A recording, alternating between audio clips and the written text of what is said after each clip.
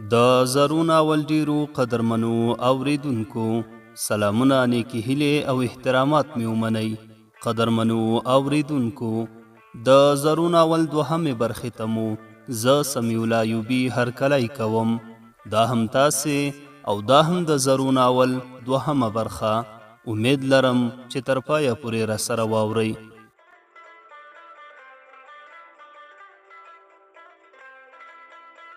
سړی غلی پریوت خو وروسته سلګو واخیسته. په غریو کې وویل توتي ته باید زما خبرې واورې. غلی شو یو دم یې تر خولې تیرا کوکه راووته. زرو زړه مې چوي. ولاړ شو د باندې ووته. پر قبر ور پریوته غریو واخیست. زرو زه یوازې یم ډېر یوازې. ان توتي هم زما خبرې نه اوري. غلی شو غومبوری د قبر پر وړو ډبرو ولګاوه. ډبرې سړې وې ورو یې وویل سهار یو ور خپل پخواني کور ته ورځم. د سړي پښه وښویېده. ټوپک له تیږې سره ولګېده. له پورته غټه ډبره راغله. سړي ځان څنګ ته کړ. پر اړخ ولوېده. لاندې ورغړېده. له اغزو ډک بوټی یې اوږې ته سیخ شو. اخ یې وکړل. تیرې تیږې ته یې لاس ور واچاوه. تیږه ښویه وه. ګوتې یې بېلې شوې. د یوې ونې تر تنې غبرګ لاسونه راتاو کړل. هملته اوږد وغځېده. باڼه یې خلاص کړل. د لمر تیرې وړانګې سترګو ته سیخې وې. ورمېږ یې کوږ کړ. توتي پر یوه شنه ډبره ناست و. سړي ښایي لاس وخوځاوه. حرکت یې درلود. کیڼ لاس یې پر ځمکه ولګاوه. درد یې نه کاوه. سر یې پورته کړ. په احتیاط کېناست. په کیڼ زنګون کې څړیکه شوه. زنګون ته یې وکتل. خړه زړه ټوټه په وینو سره وه. سړي پایڅه پورته کړه. د زنګون پوستکی تیږې ورسره وړی و. سړی ورو ولاړ شو. مخ پورته وخوت. لوېدلی ټوپک یې ور واخیست. توتي ته ورغی. په تیږه ناست و. لاندې یې وکتل. یو دم یې سر وخوځاوه. په خندا یې وویل په سخته کې به مرګ هم منډې درنه وهي. ته ورته وګوره 5-6 متره لاندې ورغړېدم. نه مې ورمېږ را لاندې شو او نه مې هم سر ته کومه تیره ډبره سیخه شوه. سړي لاندې وکتل. لارې د ګڼو ونو ترمنځ په تش چمن کې له خټو ډبرو جوړه جونګړه ښکارېدله. سړي په خوند وویل توتي پوهېږي چې دا جونګړه مو څه وخت جوړه کړه؟ توتي پر ډبره ناست ملخ ته کتل. د سړي سترګې وځلېدې. دې ځای ته اول ځل د زرو ورپام شو. له لوړې یې ولید. خوند یې ورکړ. کله چې ورښکته شو د اوسېدو لپاره سم راته ښکاره شو. زرو خوشحاله و. پر مټ یې کلکه چونډۍ راولګوله. په خوند یې وویل انتخاب مې څنګه دی؟ وروسته یې 3-4 ګامه واخیستل. په شنه چمن کې یوه تیږه کېښوده. ویې ویل تر دې ځایه به یوه کوټه جوړه کړو. بیا یې له ونې لوېدلی چارمغز ور واخیست. د کیڼې سترګې باڼه یې سره وروستل. لاندې شونډه په غاښونو کې ټینګه کړه. چارمغز یې وار کړ. لارې ورغړېده. بیا یې وویل تر هغه ځایه به د لرګیو یوه کټاره را وګرځوو. بس د ترکاریو د کرلو لپاره ښه ځای دی. بیا ما ته راغله. اوږه یې راسره وجنګوله. څنګه زما نقشه دې خوښه نه شوه؟ ما ورته وویل نه. په تندي کې ګونځې پیدا شوې. دواړه شونډې سره ورغلې. بخیلي مه کوه. دا راسره ومنه چې ښکلې خبره مې وکړه. ما ورته وویل خو یو څه کم دي. د ماشومانو کوټه. زرو وخندل. پر غاړه یې کلکه خوله راولګوله. سړی غلی شو. غاړې ته یې لاس وروړ. ورو یې وویل څه توده خوله. مخ یې واړاوه. د لمر وړانګې پر سترګو ورغلې. اوښکې پکې ځلېدلې.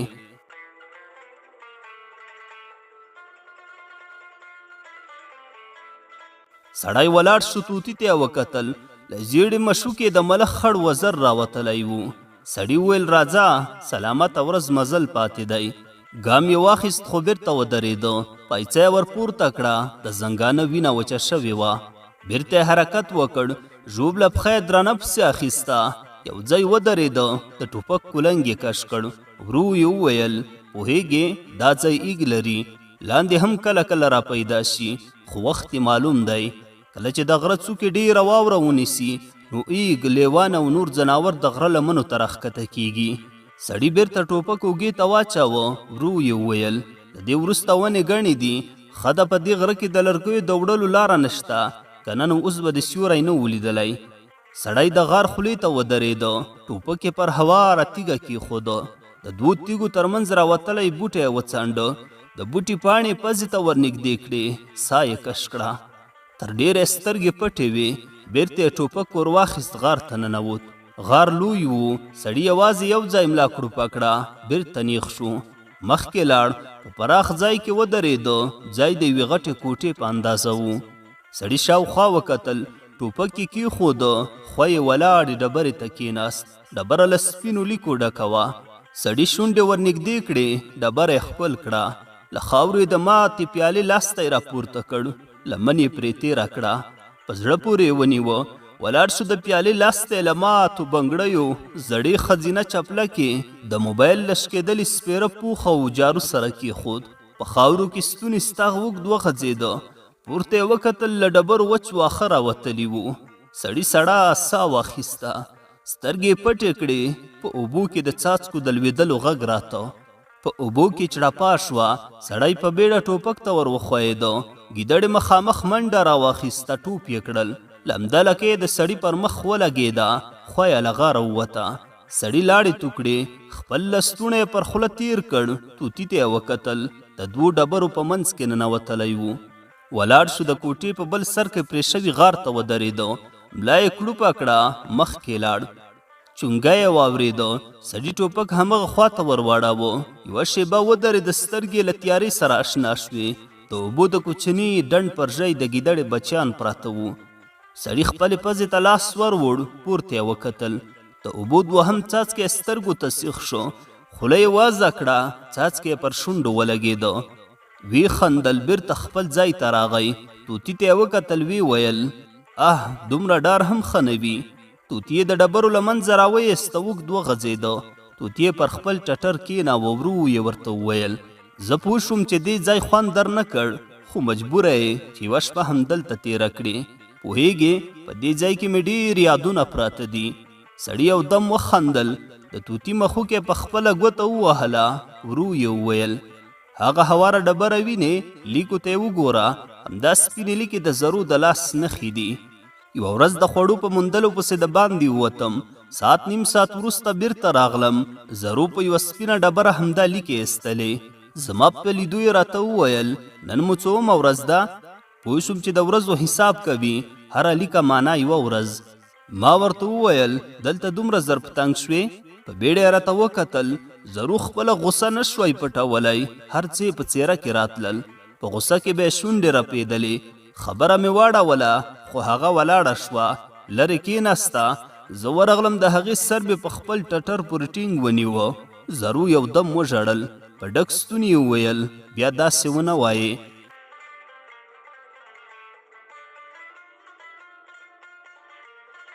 زره مې د هغې پر ککرۍ کېښوده. زرو وویل: په اور او اوبو دواړو کې در سره یم. ما ورته وویل: اتمه. په ژړا کې وخندل: د څه اتمه؟ نن مو اتمه ورځ ده چې دلته اوسو. زرو په بیړه تیږې ته ورغله. دوې نورې لیکې هم ویستې. سړی ټوخي واخیست، خبرې پرې شوې. ویې ویل: زرو به هره ورځ یوه لیکه ایستله، ټولې 4 شپېته لیکې دي، څه باندې 2 میاشتې. سړی غلی شو. ورو یې وویل: په دې ځای پسې مې د ژوند خوږې شېبې تړلې دي. توتي ته یې وکتل، وی خندل: غزني ته به نه یې تللی؟ ډاډه یم، که غږېدی جواب به دې نه و، ځکه غزني سوړ ولایت دی. زه هملته پیدا او رالوی شوی یم. په 28 کالونو کې مې شین توتي ونه لیده. ما په لومړي ځل شنه توتیان 2 کاله مخکې دلته د نورستان په ځنګلونو کې ولیدل. کیسه مې کوله. د غزني د قرهباغ او مقر ترمنځ یو غر دی، خلک یې د شیرغر بولي. ماشوم وم، له خپل پلار سره همدې غره ته په بوټو پسې لاړم. د سپیرو غرونو په منځ کې همدا یوه غره ونې درلودې، ګڼې نه وې. د ترخو بادامو 300 زړې ونې ولاړې وې. پلار مې غرني بوټي ته د کولنګ تیره څوکه ونیوله. له ور سره به یې بوټی له ریښو سر راوخود. له پلاره مې وپوښتل: دادا، ولې دا د بادامو وچې ونې نه وړو؟ پلار مې په بیړه راته وکتل، تندی یې تریو و. په خشکې یې وویل: توبه وباسه، بیا داسې چټیات ونه وایې. ما د بادامو ونو ته وکتل. تر ونو لاندې رالوېدلي زاړه وچ خاښونه پراته وو. پلار مې وویل: ګناه لري. حیران شوم: څه ګناه؟ هسې ورستېږي، ښه ده چې تنور ورباندې بل کړو. پلار مې کولنګ کېښود، راغی، په جګو پښو راته کېناست. زما پر اوږې غبرګ لاسونه کېښودل. ورو یې وویل: ګوره کامرانه زویه، تر اوسه 3 کسانو دا لرګي خپلو کورونو ته وړي دي، خو ښه ورځ یې ونه لیده. د یوه غبرګې غواوې مړې شوې. د دویم په کور کې له 3 پښتو یعنی نسلونو راهیسې جینکۍ زیږېدلې. دریم ته هم خدای لویه رسوایي ور واړوله. لور یې له یوه هلک سره وتښتېده. پلار مې ولاړ شو، کولنګ یې ور واخیست. ویې ویل نو چا چې د ترخو بادامو دا لرګي وړي دي ښه ورځ یې نه ده لیدلې. ما ورته وویل دا کسان پېژنې؟ پلار مې یوه بوټي ته کولنګ ور واچوه، پرته له دې چې راته وګوري. ویې ویل نه دا پخوانۍ اوازې دي، په وړکتوب کې مې له خپل پلار اورېدلې وې. ما ورته وویل نو ولې په دې ونو کې څه دي چې؟ پلار مې په خبره کې راولوېده. اوس دا بوټي راپسې راټول کا. تر غرمې د خرې مضبوط بار برابر شو. د راتګ په وخت کې مې پلار لاره کږه کړه. ما ورته وویل کلی خو اخوا دی. پلار مې وخندل، راته ویې ویل راځه. خره په سپېرو تیږو کې ښکته روانه وه. ځای ځای به یې ټوډه ووهله، خو زما پلار قوي مټې درلودې. ټول عمر یې په نجارۍ کې تېر کړی و، بار یې لوېدو ته نه ورکاوه. یو ځای یې خره ودروله. پلار مې تر مټ ونیولم، لوی غار ته ورننوتو. په پراخ ځای کې له سپینې تیږې جوړه ښځه ناسته وه. پلار مې غبرګ لاسونه لپه کړل، شونډې یې وخوځېدې، خو پوه نه شوم چې څه وایي. وروسته یې زما له اوږې سره خپله څنګله وجنګوله. ور ومې کتل، په اشاره یې پوه کړم چې دعا وکړه. وار له واره مې د روزیګل نوی بایسکل سترګو ته ودرېده. ومې ویل خدایه روزیګل له بایسکله خلاص کا. روزیګل زموږ همزولی و، مکتب ته به یو ځای سره تلو، خو وروسته یې پلار نوی بایسکل ورته واخیست. کله چې به تر موږ تیر شو نو روان بایسکله به یې پښه وغځوله. د بوټ پونده به یې د لارې مړو خاورو ته سیخه کړه. ټول ماشومان به پولې ته وختل. پلار مې تر مټ ونیولم. ویې ویل د ښځې تر مخ د جامو مینځلو تشت وینې؟ لاندې مې وکتل، سپینه ډبره د کاسې په څیر جوړه شوې وه. پلار مې وویل سلګونه کاله پخوا همدې ښځې دلته جامې مینځلې. یودم کوپار ور باندې راغلل. ښځه په خپل عزت وویرېده. خدای ته یې لاسونه لپه کړل. د نازولو بندګانو دعا زر قبلیږي. ښځه په تیږه بدله شوه. پلار مې پر اوږه سوک راکړ. اوس پوه شوې چې په دې غره کې د بادامو دا وچ لرګي ولې څوک نشي وړلی؟ د خدای د دې نازولې له خیرا څخه ویریږي. شاوخوا مې وکتل، پر یوه هواره تیږه غوړ مات شیطان چراغ او څو خیرن زاړه بوټونه پراته وو. پلار مې وویل دې ځای ته هندوان هم احترام لري. بس یوازې څو کاله مخکې لا دلته هندوان او سیکان راتلل. دیګ به یې کاوه، وروسته به یې د شړشمو په تیلو څڼې غوړې کړې، دایره به یې جوړه کړه، تر شیطان چراغ به راګرځېدل.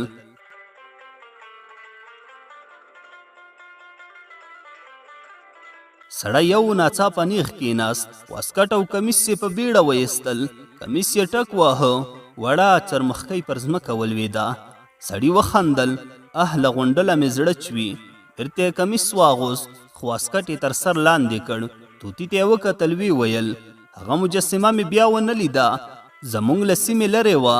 د پښو 3-4 ساعته مزل یې غوښته، خو له کوچیانو به خبرېدم چې مجسمه په خپل ځای ولاړه ده. سړي سړه ساه واخیسته. توتي ته یې وکتل. ویې ویل د شیرغار هندوانو مسلمانانو دواړو ته داسې مقدس وو لکه ماته دا ځای. زه په کال کې 2-3 ځله دې غار ته راخیږم. دا ځای د زرو له خاطرو ډک دی. په هره تیږه یې لاس لګېدلی. یودم کېناست، غولي ته یې وکتل. توتي زرو به همدلته ګرځېده. په خاورو کې به یې اوس هم پلونه پاتې وي. هغه تیږه وینې ولي به یې ورته لګولي وو. خبرې به یې کولې، خندل یې. خندا به یې په ولاړو تیږو ولګېده. انعکاس به یې وکړ. بېرته به راوګرځېده. دا غار ډېر بختور دی. د زرو خندا یې اورېدلې ده. راځه. سړی په بیړه ولاړ شو. توتي تر وزر ونیوه. توتي کریجه کړه. سړی واړه غار ته ننوت. ویې ویل په اوبو کې د څاڅکو د لوېدو غږ اورې؟ د ګیدړې بچیان وچونګېدل. سړي وویل د چت پر سر لږ پورته یوه چینه بهیږي. دا څاڅکي د همغې چینې دي. زرو به چینې ته نه تلله، بس چې تندې به واخیسته دې څاڅکو ته به یې خوله ونیوله. ما هم ترې زده کړل، خو د زرو پیښې مې نه شوی کولی. تل به مې مخ او غاړه لامده وو. راځه چې هغه بوټی در وښیم. سړی له غاره ووت. د لمر سترګه د مخامخ غره پر څوکه ولاړه وه. ونې توربخونه ښکارېدلې. مازې څوکو یې زیړه رڼا کوله. سړی د غار خولې ته ودرېده. د بوټي پاڼې وښورولې. پزه یې ورنږدې کړه. څومره خوږ بوی. پوهېږې زرو د دې بوټي په بوی نه مړېده. د ورځې به څو ځله دې بوټي ته ودرېده. سترګې به یې پټې وې. د بوټي له بوی څخه به یې خوند اخیسته. سړی پورته وخوت، د چینې رڼې اوبه یې خپل مخ ته ور واچولې، کېناسته. طوطي یې له زنګانه وښویېده، اوبو ته یې مخوکه ور ټیټه کړه. سړي پورته وکتل، د غره سپینه څوکه نیغه ولاړه وه، لمر ته سیخو واورو زیړه لمبه کوله. سړي وویل یو ورځ له زرو سره پورته وختم، دوبی و، تر واورو ورسېدو، زه ودرېدم، خو زرو په څپلکو کې مخکې تلله، ځای ځای به ټیټه شوه، له سپینو واورو راوتلي زیړ ګلان به یې راوشکول. په اول کې باک نه و، خو وروسته د پښو ګوتې سرې شوې، تر تورې پورې مې په غېږ کې راوړه. سړي یودم وخندل، طوطي د زرو خندا دې نو نه ولیدلې. زړه یې له سیخه ایست. پوهېږې زرو مې په لومړي ځل 2.5-3 کاله مخکې ولیده. ما د کړکۍ لپاره لرګی اره کاوه چې یوه ماشوم چیغه کړه. ورو مې کتل، 9 یا 10 کلن هلک په حویلۍ کې منډې وهلې، خپل سر او ورمیږ ته یې څپېړې نیولې وې.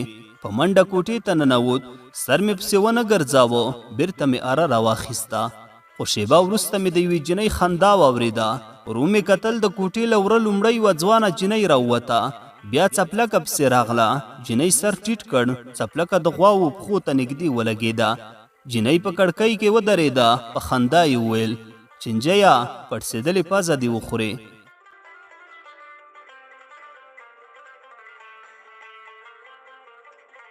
یو دم یې په چوتره کې منډه واخیسته، له کوټې همغه ماشوم راووت، پزه یې ډومبک ولاړه وه. جنۍ دالان ته ننوته، ماشوم هم ورغی، د یوې ښځې چیغه مې واورېده، سترګې لرئ او که نه؟ په ځغالو کې وختئ. جنۍ وویل ادې ورور مې قرار کا. چوپه چوپتیا شوه، د ښځې لوړ غږ مې واورېده، وزویه قرار کښېنه، له بمبرو یعنې غومبسو څه بلا غواړې؟ بیرته په خپل کار بوخت شوم، خو وروسته مې د اوبو د بمبې غږ واورېده. ورو مې کتل، همغه جنۍ ولاړه وه، خوږه را باندې ولګېده. له دالانه د ښځې غږ راغی، زرو برګې غوا ته 2 سطله اوبه کېږده، له سهار راهیسې تږې ولاړه ده. سړی غلی شو، شونډې مسکی شوې. ورو یې وویل زرو څومره خوږ نوم. جنۍ زرو نومېدله. د زرو نیکه په خپل پخواني کور کې نوې کوټې جوړې کړې وې، 4 خونې، 3 تشنابه، دهلیز او د اور ځای. دې ټولو کړکۍ او دروازې غوښتې. پلار مې نجار و، د ټولو مزدوري په 1,00,000 افغانۍ ورسره خلاصه کړې وه. ما هم د نجارۍ په کار کې تجربه درلوده. بعد له مکتبه به دکان ته تللم، خو له 12مه وروسته مې یوازې نجاري کوله. پلار به مې هم کله کله د نجارۍ نوي فرمایشونه راوړل. کوم وخت چې به کار را باندې ډیر شو، لاس به یې راسره وړ. ګزاره کېدله، 2 تنه وو، زه و پلار مې. د مور مې کلونه مخکې زړه ودرېده. مشر ورور مې هم وفات شوی و، بس زه و پلار مې پاتې وو. تر کور په سارا خوشحاله وم.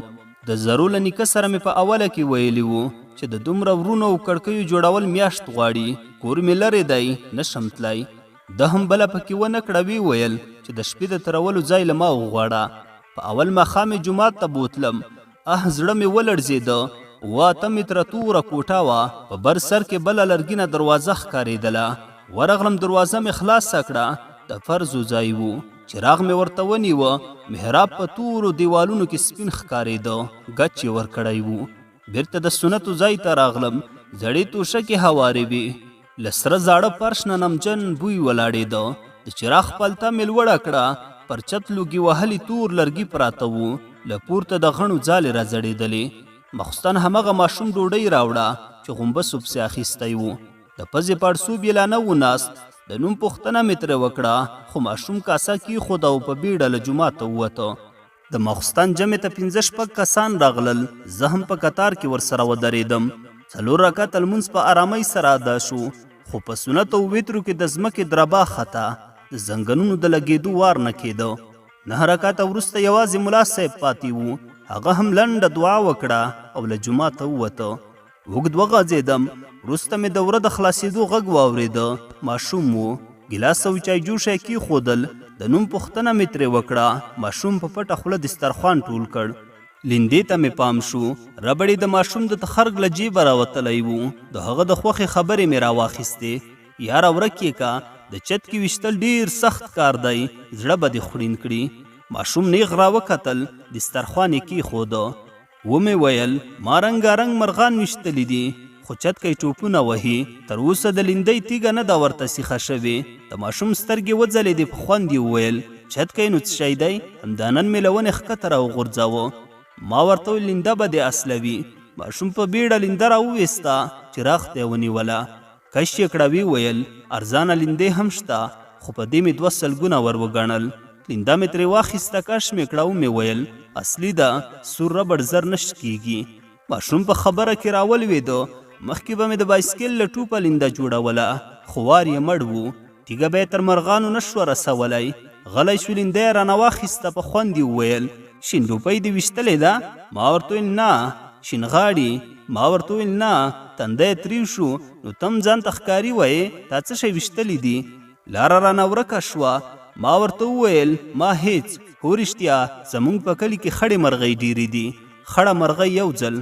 ماشوم په خبره کې راولوېده. خړه مرغۍ نو څه شی ده؟ د لاس په لوټه به هم بوڅه راواړوم. خړې مرغۍ خو ان په غزني ښار کې هم شته، که نر یې سارایي مرغان ووله. ما ورته وویل نو ته غزني ته هم تللی؟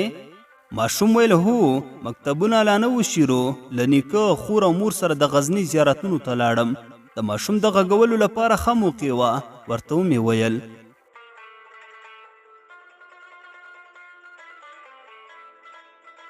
د زرو ناول ډیرو قدرمنو اوریدونکو، دا وه د ناول 2مه برخه. تر بلې برخې پورې مو په لیازال رب سپارم. ښاد و آباد اوسئ.